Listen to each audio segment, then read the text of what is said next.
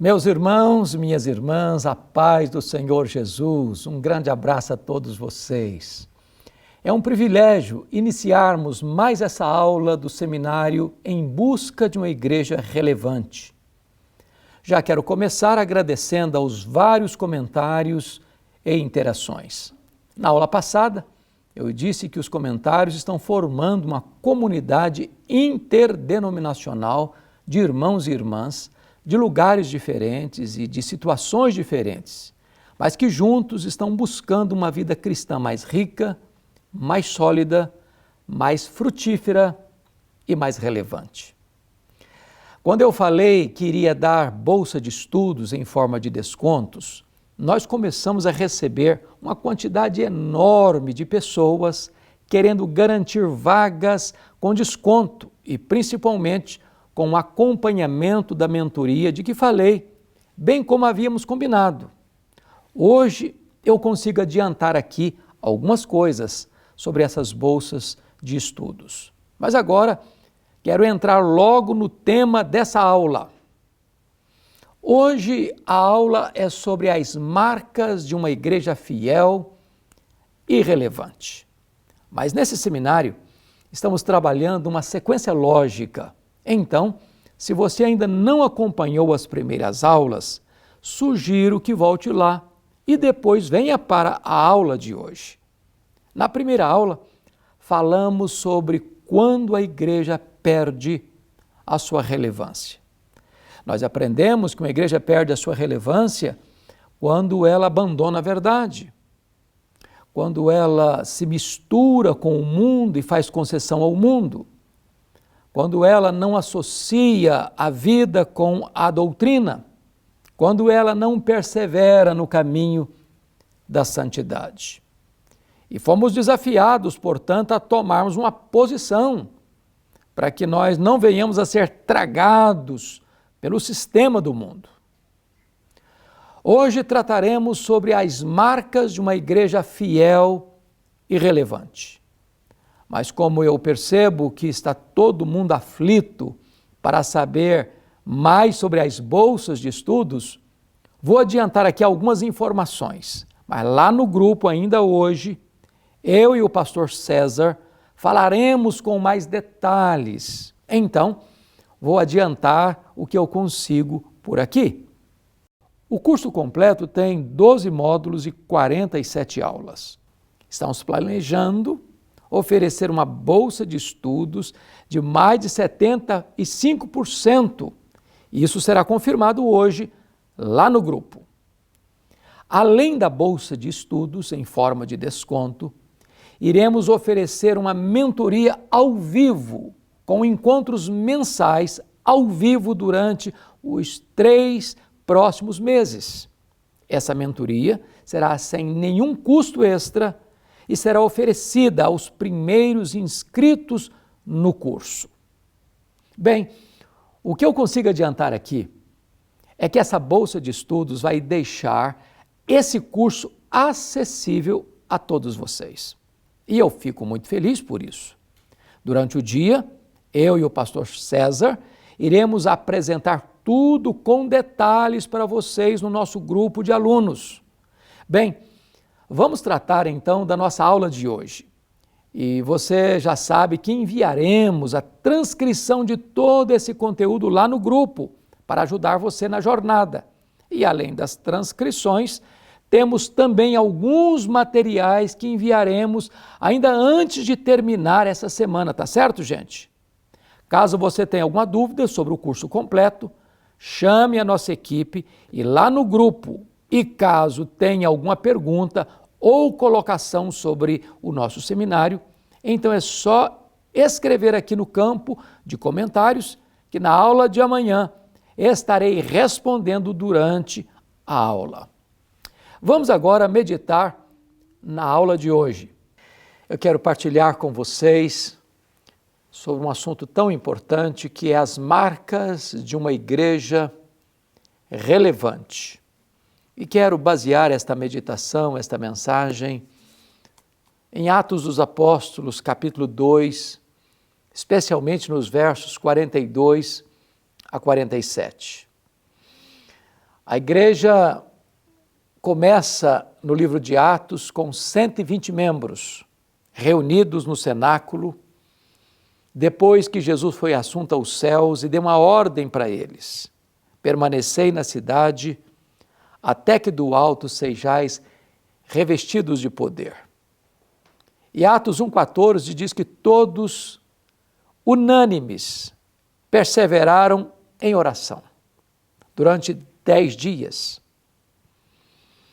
E então, era um domingo, 9 horas da manhã, quando eles estavam assentados, veio do céu um som como de um vento impetuoso, e línguas como de fogo pousando uma sobre cada um deles, e todos começaram a falar em outras línguas as grandezas de Deus. Isso produz um movimento na cidade de Jerusalém, e então uma grande multidão se ajunta, e a multidão reunida não consegue entender e nem discernir o que está acontecendo. Uns olharam com ceticismo. O que quer isso dizer? Outros olharam com preconceito. São galileus. Gente sem massa cinzenta no cérebro. Ou gente de segunda classe. Os judeus consideravam os galileus lá do norte com preconceito. Outros ainda, mais acerbamente, olharam com zombaria, eles estão embriagados, estão bêbados. Mas diz a Bíblia que nessa conjuntura, Pedro se levanta e diz: não, eles não estão bêbados, eles não estão embriagados, são 9 horas da manhã. O que está acontecendo aqui é o cumprimento daquilo que disse o profeta Joel, que acontecerá depois que derramarei do meu espírito sobre toda a carne. Vossos velhos sonharão, vossos jovens terão visões. Até sobre os servos e sobre as servas eu derramarei do meu espírito naquele dia, e toda a carne verá a salvação do nosso Deus. Então, nesse momento, Pedro se levanta para pregar. O que o milagre em si não conseguiu fazer, trazer esclarecimento, o milagre ajunta a multidão, mas agora Pedro se levanta e prega um sermão cristocêntrico. O sermão de Pedro tratou da morte de Cristo, da ressurreição de Cristo, do senhorio de Cristo, da exaltação de Cristo. E quando Pedro está pregando ainda, diz a Bíblia que a multidão, tomada de convicção de pecado, pergunta ao pregador. O apelo não partiu do pregador para o auditório, mas do auditório para o pregador. Que faremos, irmãos, à vista dessas coisas? E Pedro respondeu: arrependei-vos.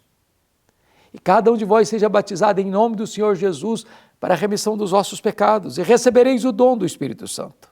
E esta promessa não é apenas para vós, é também para os vossos filhos, para aqueles que estão ainda longe, para quantos o Senhor nosso Deus chamar. E diz a Escritura que naquele dia foram batizados quase 3.000 pessoas. Um resultado exponencial, um crescimento fenomenal. E a igreja então nasce já vigorosa. E a partir do capítulo 2, verso 42 ao 47, Dr. Lucas, que relatou esse fato histórico, o primeiro historiador da igreja, vai mostrar quais eram as marcas desta igreja, que nasce fiel e relevante. Ele começa dizendo assim: e perseveravam na doutrina dos apóstolos. Preste atenção nisso. A doutrina dos apóstolos é a nossa base de sustentação, são os pilares doutrinários da igreja. Nós não podemos negociar a verdade. não podemos substituir esta verdade por outra verdade. Aliás, mais tarde, Paulo vai escrever dizendo que ainda que um anjo do céu venha e pregue outro evangelho que não este, a doutrina dos apóstolos, seja anátema. A igreja não está aberta às novidades do mercado da fé. A igreja tem compromisso com a doutrina dos apóstolos. Mas o texto prossegue e diz que eles perseveravam também no partir do pão e nas orações. Esta igreja tem comunhão horizontal, partir do pão, e tem comunhão vertical, comunhão com Deus, por meio da oração. Esta igreja nasce numa reunião de oração e esta igreja continua a sua história como uma igreja que ora. Eles se reúnem para orar. Não esporadicamente, eles perseveram nas orações. Eles entendem que os recursos da terra não são suficientes para que a igreja avance, porque a igreja avança de joelhos. De joelhos a igreja caminha mais rápido. Um santo de joelhos enxerga mais longe do que um filósofo na ponta dos pés.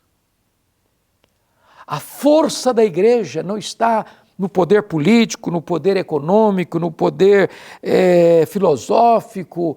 A força da igreja, a usina de poder da igreja está na vida de oração. E a igreja entende isso e persevera nas orações. O texto avança, verso 43, em cada alma havia temor. É uma espécie de reverência pela coisa sagrada, onde não há espaço na agenda da igreja para brincadeiras mundanas, para piadas jocosas com as coisas sagradas. Havia um senso da presença manifesta de Deus no meio da igreja. As pessoas entravam na igreja e elas tinham temor, porque a presença de Deus estava lá. Presença que abençoa e presença que julga, como aconteceu no caso de Ananias e Safira. E as pessoas temiam em ir para a igreja, porque sabiam que lá Deus não fazia concessão ao pecado, contemporizando o pecado. Mas o texto avança e diz o seguinte: e muitos prodígios e sinais eram feitos por intermédio dos apóstolos. Esta igreja, ela tem verdade, ela tem poder. Esta igreja não apenas fala do poder, mas experimenta o poder. Esta igreja não só descreve os milagres do passado, ela vivencia os milagres do presente.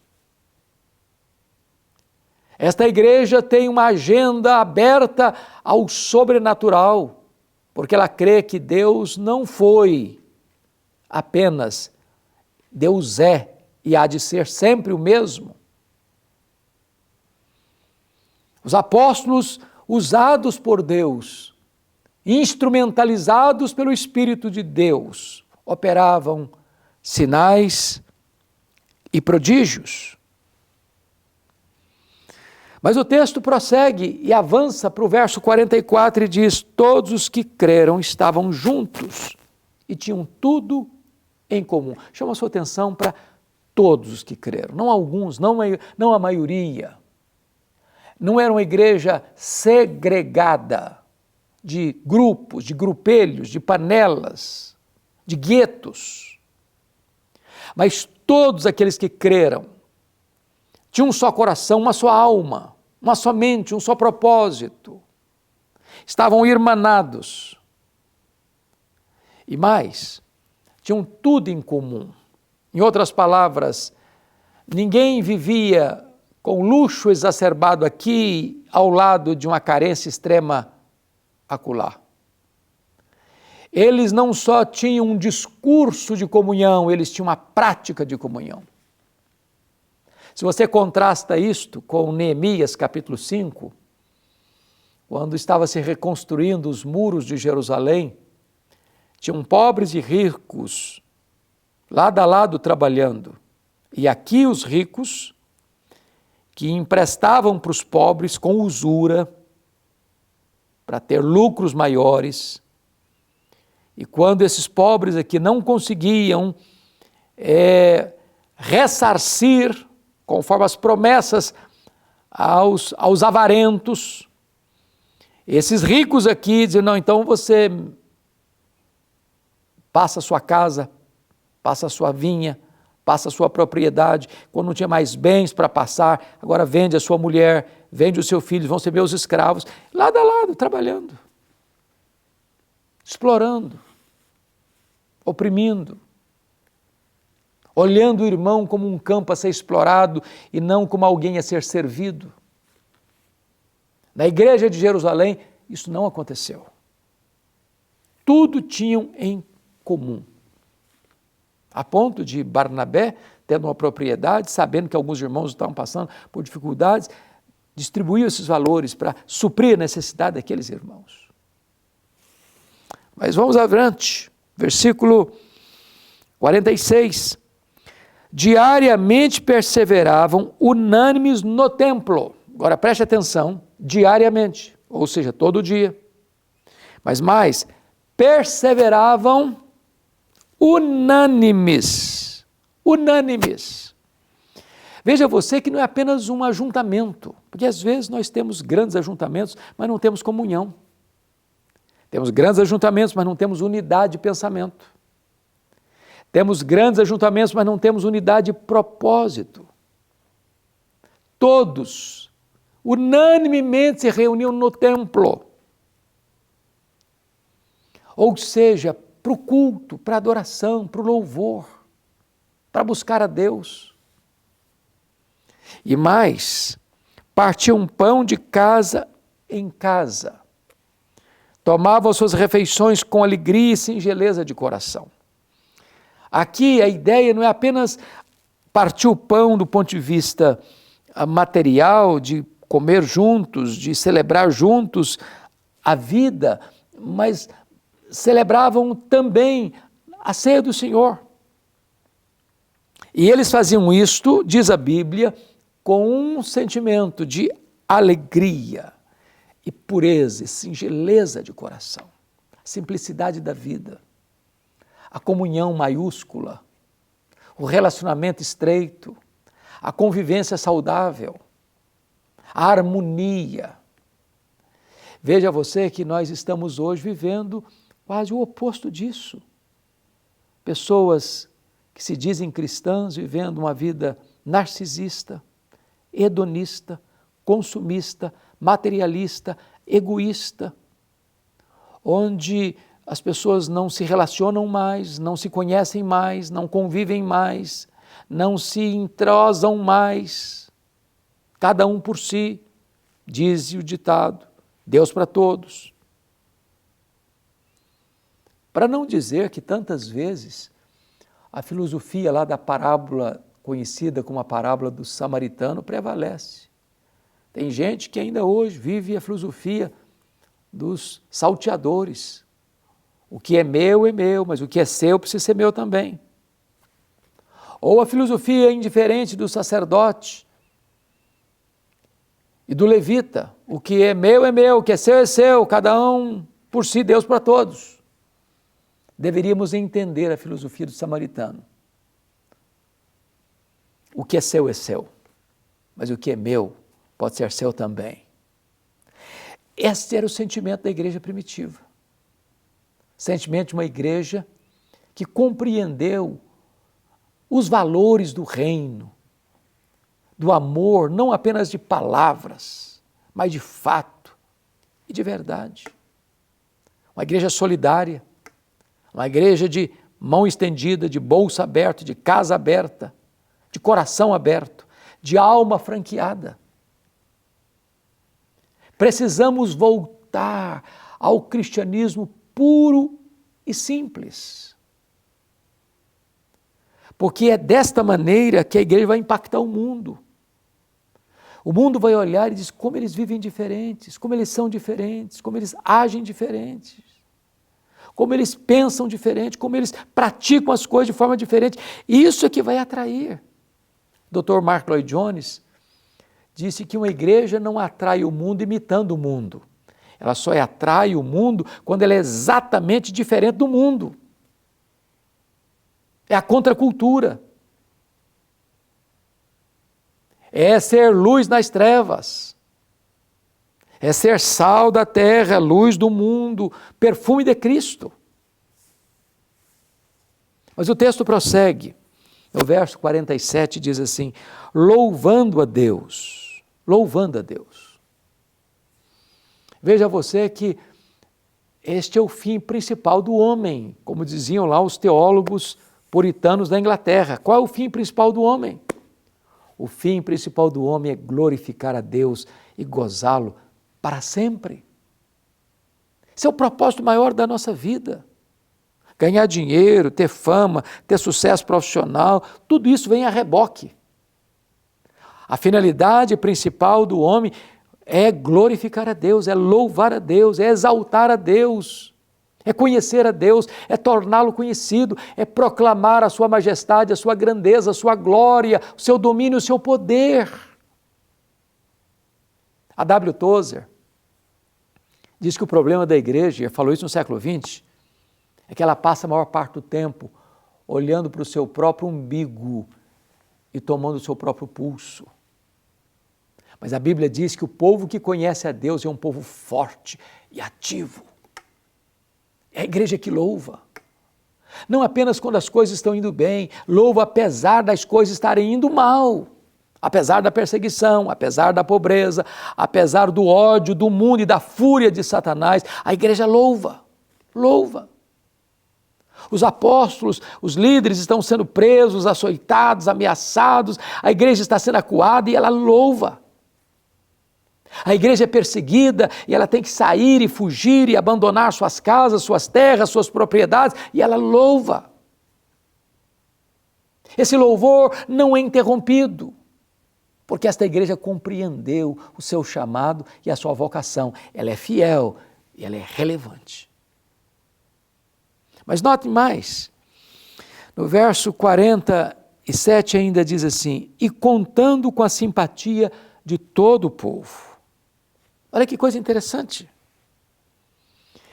Não é uma igreja santarrona, não é uma igreja farisaica, não é uma igreja que toca a trombeta, uma igreja que quer holofotes, que quer aplausos, que quer reconhecimento, que fica arrotando a sua pretensa santidade. É uma igreja que vive de tal maneira que as pessoas olham de fora e olham: que povo diferente, que vida bonita, que comportamento adequado, como eles se amam, como eles se ajudam, como eles cuidam dos outros. E assim a igreja, longe de criar antipatia no bairro, na região, na cidade, a igreja conquistava a simpatia do povo. Mas quero concluir, quando o texto termina assim: enquanto isso, acrescentava-lhes o Senhor, dia a dia, os que iam sendo salvos. Enquanto isso, o quê? Esse estilo de vida que a igreja vivia de forma fiel e relevante desemboca num crescimento numérico expressivo, que acontece não periodicamente, mas dia após dia.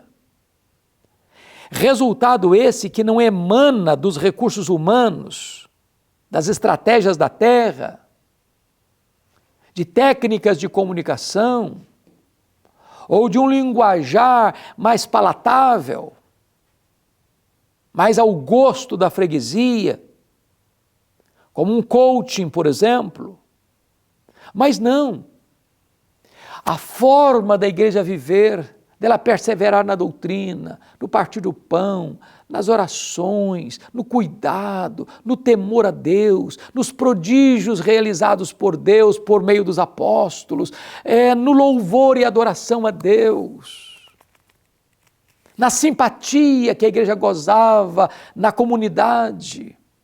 O próprio Deus ia acrescentando dia após dia os que iam sendo salvos. Sabe por quê? Quem faz a obra é Deus. Somos apenas os instrumentos. É Deus quem abre o coração, é Deus quem dá o arrependimento para a vida, é Deus quem dá a fé salvadora, é o Espírito Santo quem regenera, é o Espírito Santo quem sela no corpo de Cristo, é o Espírito Santo que nos foi dado como selo e como penhor. É Deus quem justifica, é Deus quem santifica, é Deus quem glorifica, é Deus quem faz a obra de começo ao fim, de A a Z, de alfa a ômega. É Ele quem realiza a obra. É Jesus quem edifica a igreja. Então, nós precisamos não buscar novidades. Se queremos ser uma igreja fiel e relevante, nós temos que voltar para as origens. Voltar para o livro de Atos. Lá está o mapa, lá está a receita, lá está a fonte que a igreja precisa tomar de volta, a simplicidade do Evangelho, palavra e oração, oração e palavra, palavra produzindo santidade, oração produzindo poder, e a igreja adorando, e a igreja pregando, e a igreja orando, e a igreja tendo comunhão, e Deus mesmo vai fazendo a obra por intermédio da igreja, e a igreja se tornando fiel e relevante. Essas são as marcas de uma igreja fiel e relevante. Pense nisso, ore por isso, bote o termômetro de Deus aí no seu coração, na sua vida, faça uma análise aí da comunidade que você frequenta, se estas marcas estão presentes, e comece a clamar a Deus, para que estas marcas que estão nas Escrituras sejam as marcas da igreja hoje, para que ela seja fiel e relevante. Meus queridos irmãos, esses têm sido dias riquíssimos, porque estamos caminhando em busca de sermos uma igreja fiel e relevante. Como falamos lá no grupo, amanhã, quinta-feira, abriremos as vagas para o curso completo. E eu quero lhe encorajar a prosseguir nessa caminhada comigo. No curso completo você vai aprender. No módulo 1, por exemplo, o chamado de Deus à santidade. No módulo 2, como resolver conflitos e divisões dentro da comunidade. No módulo 3, 3 princípios para entender o que é a igreja. No módulo 4, a figura do líder. No módulo 5, o exercício da disciplina na igreja. No módulo 6, as demandas interpessoais e as paixões intrapessoais. No módulo 7, o casamento na perspectiva de Deus. Módulo 8, a liberdade cristã. Módulo 9, o culto público. Módulo 10, os dons espirituais. Módulo 11, a doutrina da ressurreição. E módulo 12, como usar sabiamente a mordomia cristã. Além do curso completo, teremos ainda um acompanhamento especial de mentoria para os primeiros inscritos. E como falei, matematicamente será impossível dar mentoria para todos os alunos. Então, encontramos uma solução justa, íntegra e perfeitamente auditável. Os irmãos que se inscreverem entre 9 horas da manhã e 10 horas da manhã farão parte da turma com mentoria, sem nenhum custo adicional.